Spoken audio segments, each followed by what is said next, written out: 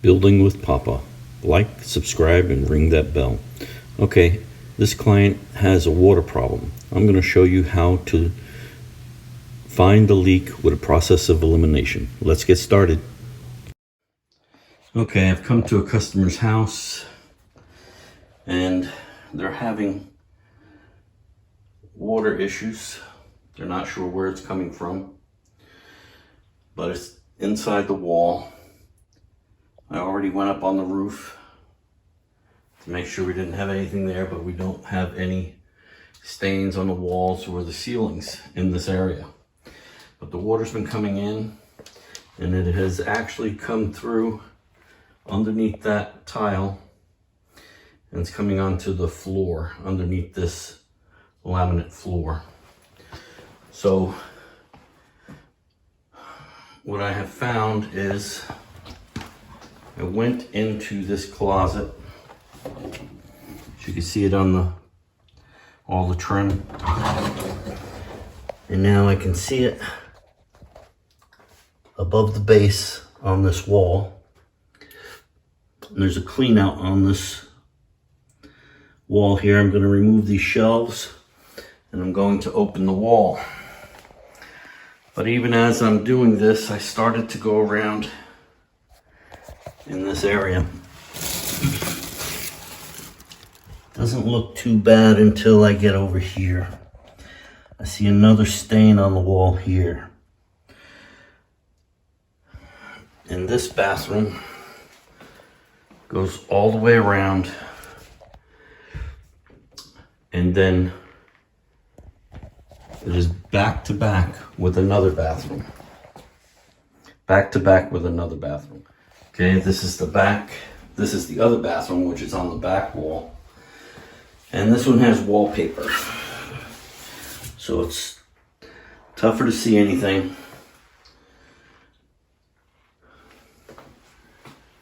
And I still look on the ceiling and I don't see any stains. My assumption is that it's inside the wall, probably behind this sink.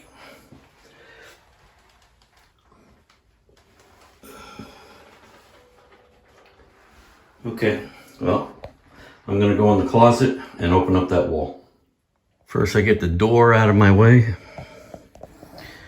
Then I remove some shelves. Now I'm gonna open the wall. You find an area that will be easy to patch and then you try to locate where the leak is. Okay, I can see that there's water damage to the bottom of the drywall there, and there it looks like it's getting worse, so it means it's further down the wall. It's where I suspected. I believe it's somewhere behind the two toilets, but I brought a scope, so I'm going to try to identify it from there. Okay, so I have this little scope. It's really nice. Has a cable, stretches out, has a light at the end, and then you can view it here. Okay, and so now we're going to use the scope down the wall to see if I can find where the leak is actually coming from. Okay, you get the scope in there and you're able to see inside the wall.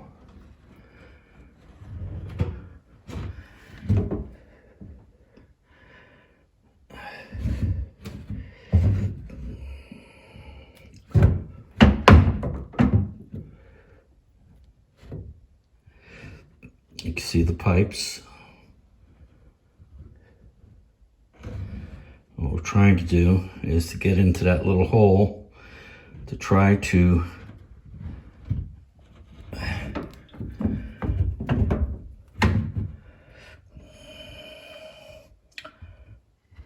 see the copper, if there's anything.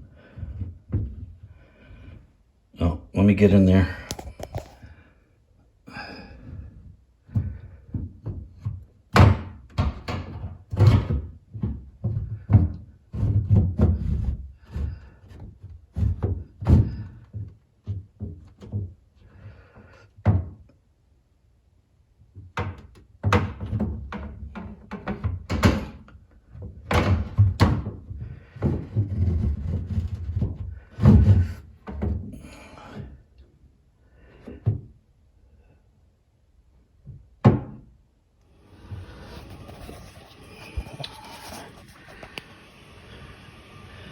Now I'm running water to see if I can see if it's coming from the drain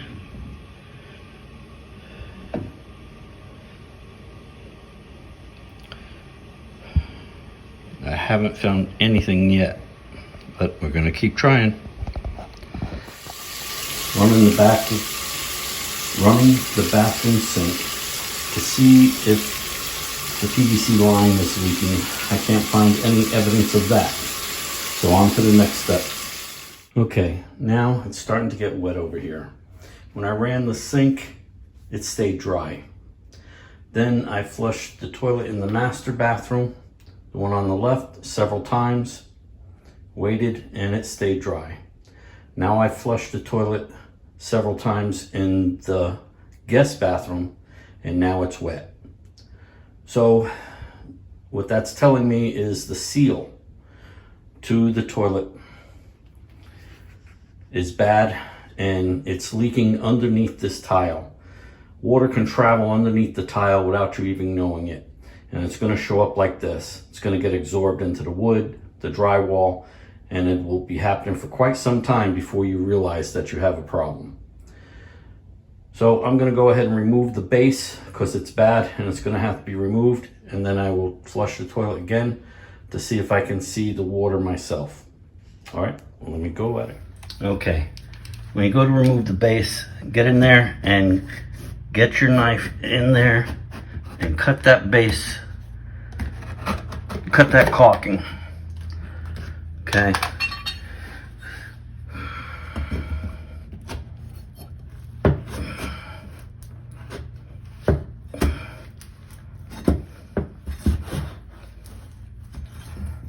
Wow. Wow. It's really bad. All right, do the same to the next one. Okay, we can see the water down in there. Very much so. I'm going to have to blow it out or dry it out. Vacuum it up, whatever works best. I'm gonna use a wet vac to vacuum it up. You can see all that water in there. Okay, now we believe we know where the leak is coming from. So now we need to get things cleaned up, get out the water that we can by vacuuming it, but we're going to need to leave a blower in here. We're going to open the wall. I'm showing you all these different processes from demo, drywall mudding, paint, and baseboard, and then cleanup. All right, let's get started. Okay, now that we feel like we've identified the leak from the toilet in the guest bathroom, I made a mark about 24 inches tall, and we're going to cut that and remove this drywall, and then we'll vacuum up the water and put a blower in place and let it try and dry everything out for the next 2 to 3 days. Okay, I've now cut the drywall about 24 inches up. I'm gonna remove it. Okay, we removed the drywall. You can see where the water's been wicking up the drywall. There's still water down there that I've got to get up. You can see the metal rusting. You can see from the rust that this leak has been here for quite some time. It wasn't noticeable because the bathroom wasn't used much, but when they had company and it was being used every day, then it became very obvious there was a problem. We went process of elimination, detect it, and then do the repairs. Okay, I've got all the drywall off. Now I'm going to vacuum out the water. Okay, I vacuumed everything out that I could, but you can see that 2x4 still soaked. So water's going to continue to come out of it. So I'm going to set up a blower. We're going to have to let this dry out for a couple days. All right, let's set up the blower. Okay, set up a blower. It's gonna have to be here for at least 2 days, possibly 3. Just gonna let it run. Try and get this completely dry. Okay, the fan has been on for less than 24 hours. But you can see everything's drying up real good. And I'm going to turn off the fan right now, and I'm going to pull that toilet to see if there's any water underneath that at this point. Okay, we're going to remove the toilet. So the first thing you want to do is shut the water off.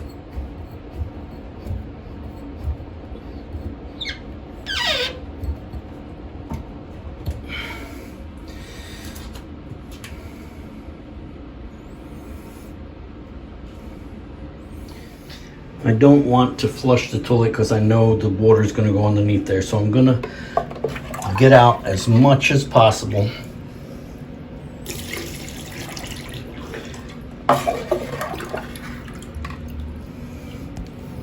Pour it into the sink. Okay, get a bucket underneath here. We've already drained out as much as we could. Loosen this up.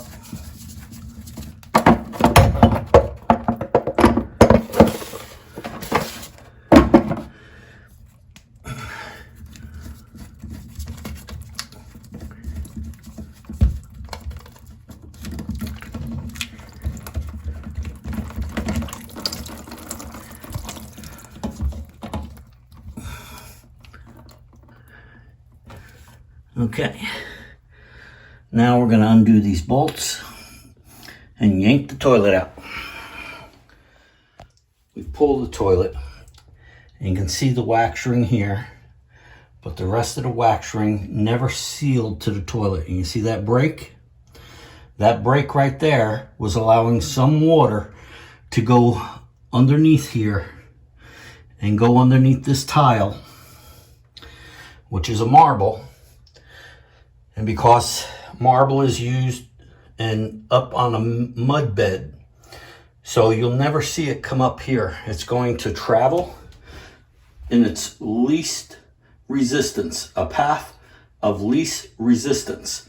And then it's going to come out and show up on your drywall somewhere. And being they had marble base, you don't see any evidence in here.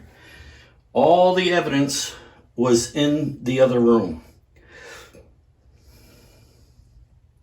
Okay, we've now found the source of the leak. Let's get this cleaned up. We're gonna let the fan continue to run so that it'll get everything dried up through here. We'll set this toilet another day. We'll get a new wax ring. Okay, now you also want to check and make sure your flange is still good. Because if your flange is bad, then you're going to need to change that. And right now, it looks like our flange is in good shape. So it wasn't anything other than a $5 piece, a wax ring. And it's causing thousands of dollars of damage. But no one could have known. This could have been leaking for a year. Because depending on how often this toilet got used, you wouldn't see much of the water running to the drywall to where it would be exposed of causing a problem. Could have been a long, long time. This is a guest bathroom that's not being used a lot. All right, let's get it cleaned up. Okay, this is dried up quite nicely. Now we're going to put some wood in on this end and on that end, and then we're going to put in the drywall. Also, we're going to take care of this repair. We're going to put some drywall in here. We got to add some wood in so that we can attach the drywall to it. Okay, you cut the wood, okay, long enough so it can go up behind the drywall. Okay, you put it up in there Now, being I cut right up to the stud, the piece that's left is already screwed to a stud. The new piece has to screw to this piece of wood. So you screw it at the top to secure it. Then screw it at the track. Do the same thing on the other side. The rest of it I have something to attach to. Okay, now I screwed it off at the top and the bottom.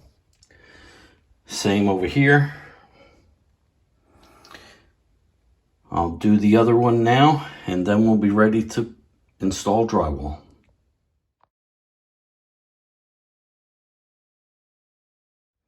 Okay, we got the wood in here. Now we're going to put up the drywall. In here, this is a closet. I'm going to reuse the drywall that came out. All right, let's put it in. What I like to do first is screw off onto the stud that's existing before I screw into the pieces of wood that I added. And this helps stabilize the drywall while you screw everything else off. Okay, now I've screwed it all off. Okay, now before I go do the other drywall, I like to get this prepped and ready, being I'm doing the finishing. Peel off all the loose paper. Remember in my other videos, I explained to you why it's important to take off the loose paper.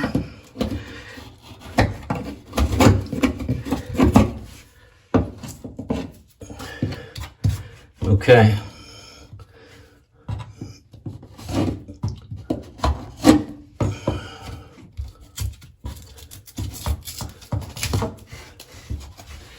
Very important.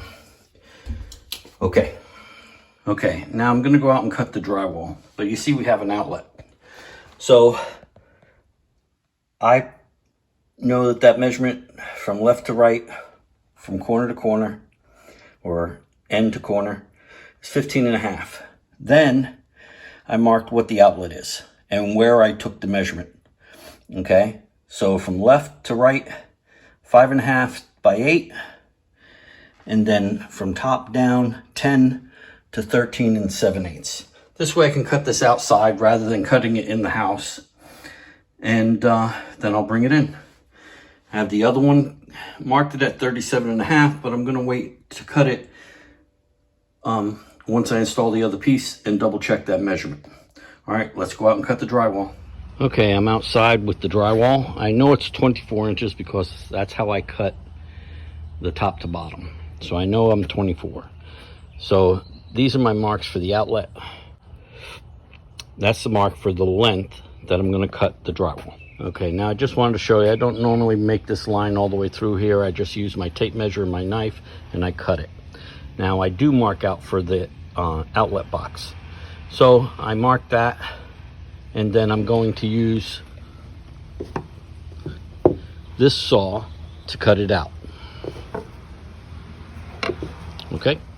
Okay, I've cut 3 sides, and then I cut the edge, fold it in, I'll cut the back. This way I've left all my mess outside. And as long as I've cut everything properly, all we have to do is screw it off. All right, let's go take it in. Okay, fit in there beautifully. All right, outlet's in there nice.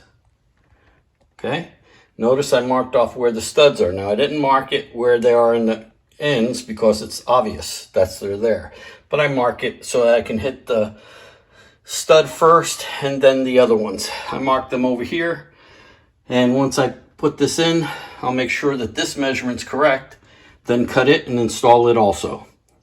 All right, let's have at it. Okay, well, I had to trim it a little bit more. It was good at the top but not at the bottom, so I had to put my drywall knife in there and cut in, and then it fell in flat. I'm gonna have to use some quick set mud to fix that, but it's not a big deal. So we'll do that first, after I screw it off.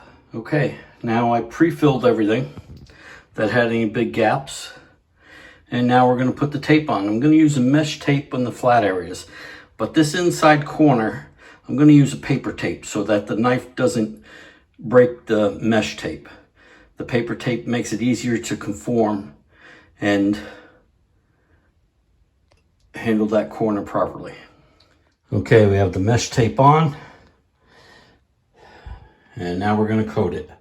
Then we'll do the paper tape in that corner after everything's coated. Okay, I got the tape on and the first coat.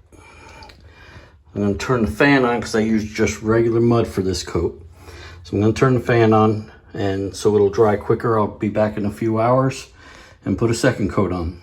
Okay, we left the blower on, so that first coat dried in 2.5 hours. It's very good. And that's without using any quick set. All right, let's put the second coat on.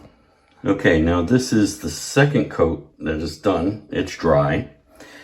And I'm gonna scrape it back and lightly sand it and put the third coat on. All right, let's get to it. Okay, first I go through and I scrape back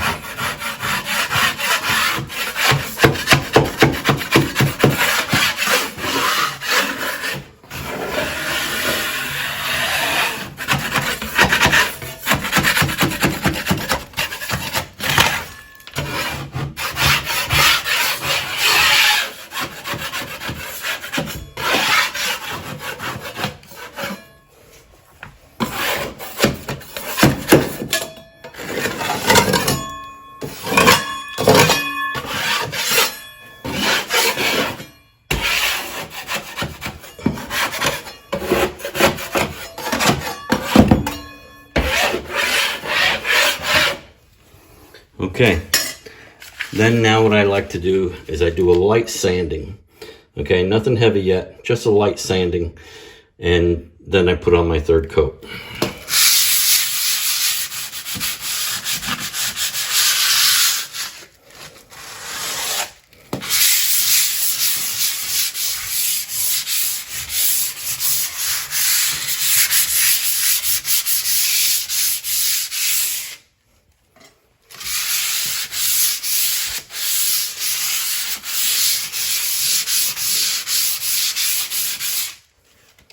Okay, I'm ready to put on the third coat. Okay, for the first coat, I used a 6-inch knife. That's putting the tape on and a little bed coat. Second coat, I used an 8-inch knife. Now in the third coat, I'm gonna use a 12. Okay?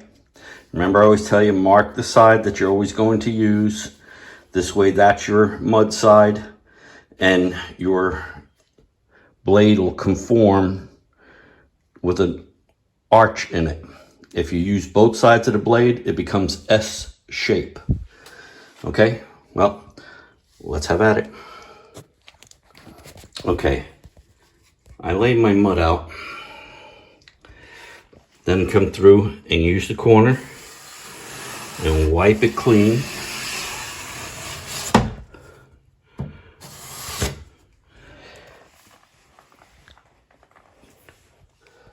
Then I come through with the bottom.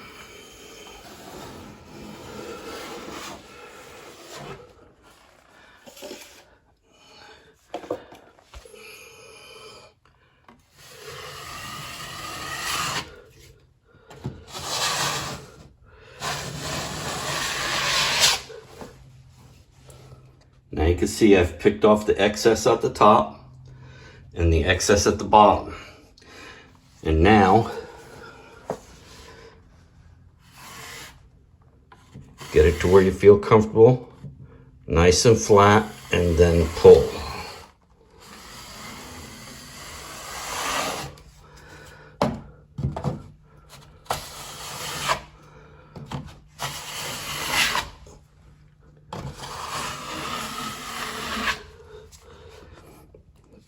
Okay, if you're not satisfied with it, go ahead and pull it again, but don't mess with it too much. You can get everything out with sandpaper.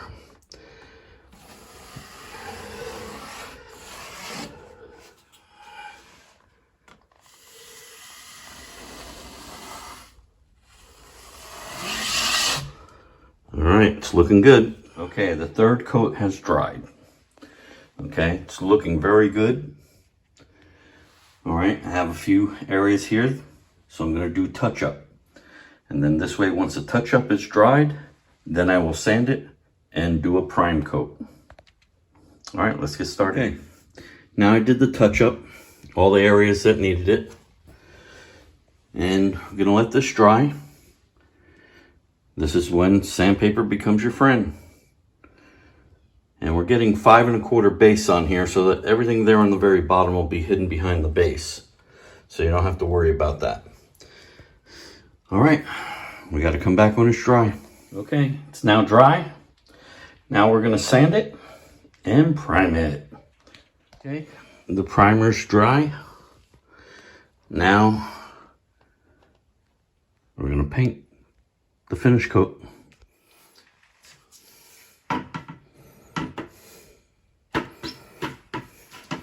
Okay, doing the finish coat now.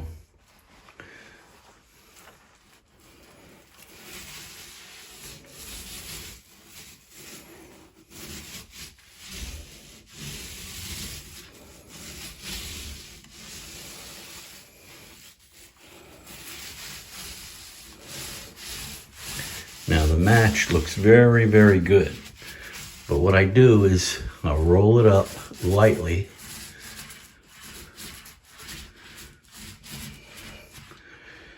Make sure it gets a good blend. Okay, I'll show you this when it's dry. So I went up about where the light switch is. All right, let me finish this up.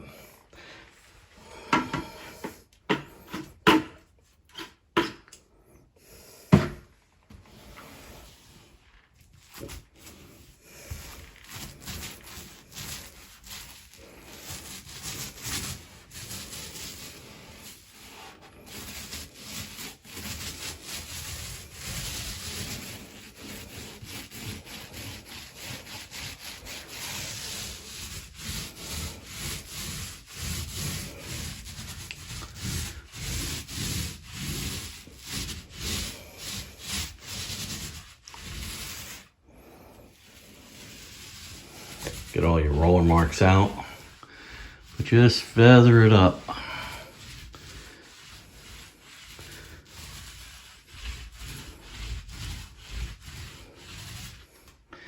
Okay, I'll show you this when it's dry. You're gonna be amazed. Okay, now, see how nice the paint dried? Blended right in. Looks good. That only works when you have a good match. Okay, if it didn't match well, I was gonna have to take it all the way to the ceiling, but it looks good. Now I'm installing the baseboard. When you come to a wall like this, it's not a 45, it's a 22.5. Okay, now it's not a perfect cut, but it's all getting caulked and painted, so it's no big deal. All right, let me shoot it on, caulk it up, and then get it painted.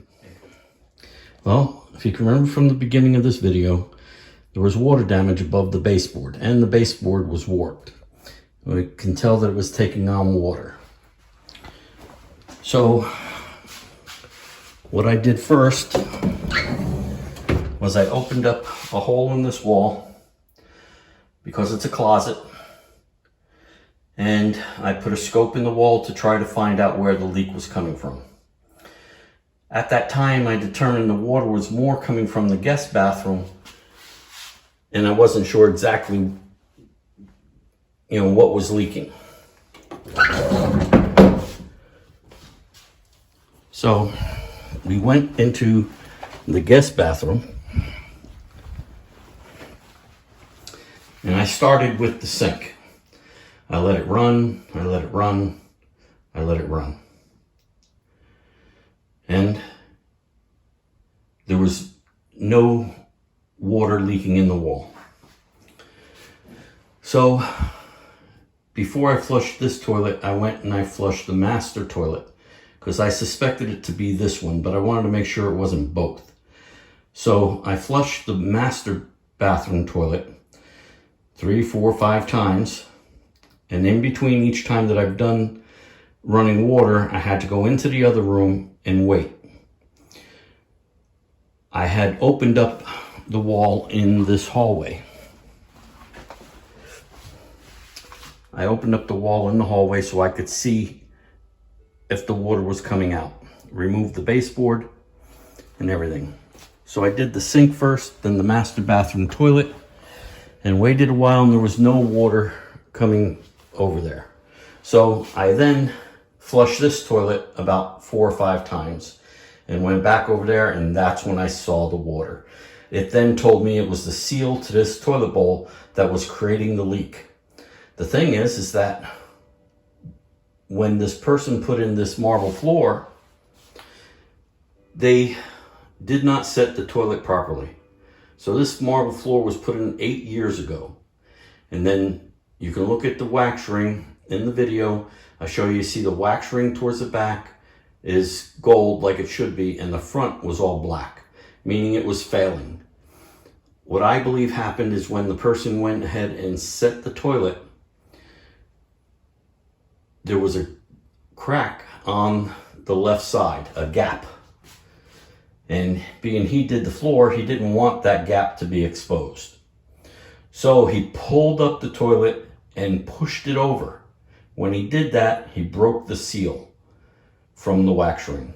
Once you set the toilet and it's set on that wax ring, do not re-pull it unless you're going to put a new wax ring in. Anyway, that was the cause of it. We found it, and it made all this additional work from one mistake from the floor guy. Whenever this toilet was flushing, water was going underneath this floor to a point when it finally got to drywall, and the drywall and the wood soaked it up to where you can eventually see it. The more the toilet got used, the more the leak was obvious, but nobody knew where the leak was coming from. Well, Building with Papa, like, subscribe, and ring that bell. And if you have an issue with some type of leak, just let me know. I'll try and help you out.